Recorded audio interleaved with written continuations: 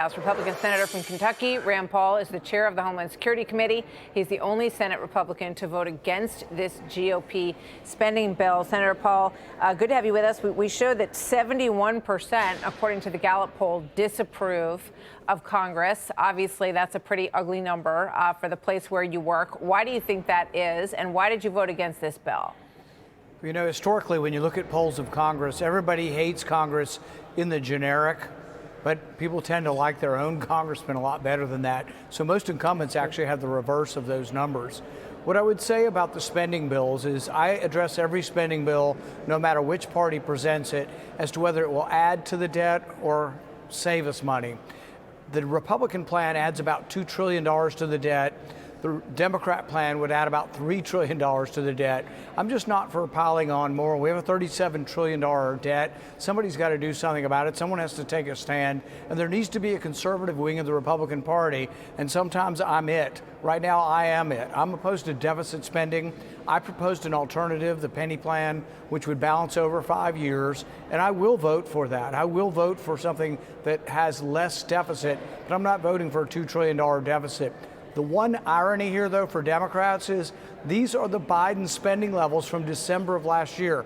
Every Democrat in the Senate voted for this bill last year before they voted against it today. That's right. With regard to this discussion over extending the Obamacare health subsidies, which explain in your own words this battle over whether or not this is a program that pays for health benefits for illegal immigrants in the country. Well, realize why this is not in the CR. This spending was put in by Democrats. No Republicans voted for it, and it was set to expire. It was put in as a temporary program during the pandemic, and it was scheduled to expire. That's why it's going to expire, or it would be part of the CR.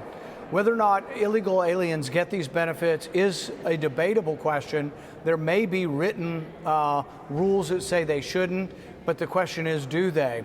A good example of this is in voting.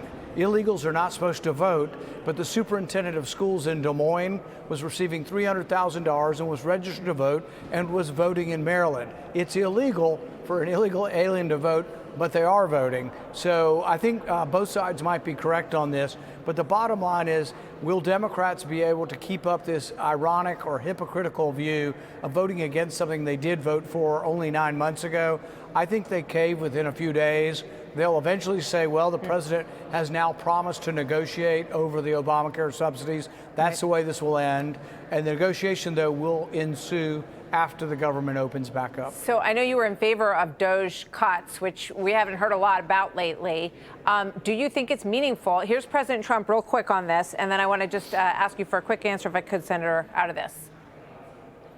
If DOJ is already reducing the federal workforce, why is it necessary to link more federal jobs cut to a shutdown? Well, the Democrats want to shut it down, so when you shut it down, you have to do layoffs. So we'd be laying off a lot of people.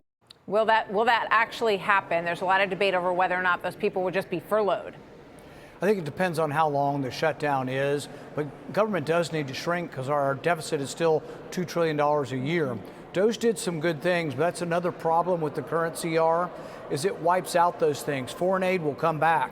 So all the cuts we got to foreign aid through the rescission packages and through DOJ, which I supported and wholeheartedly still support, they're coming back with the CR. The Republican CR reinstitutes foreign aid. So there are a lot of things that are in the details that people need to learn about this. A lot of work to take another step backward. And as you pointed out, taxpayers pay in $5 trillion and the expenditures are $7 trillion.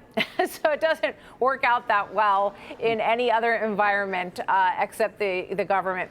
Thank you very much, Senator Paul. Good to have you with us. Martha. Hey, Sean Hannity here. Hey, click here to subscribe to Fox News YouTube page and catch our hottest interviews and most compelling analysis. You will not get it anywhere else.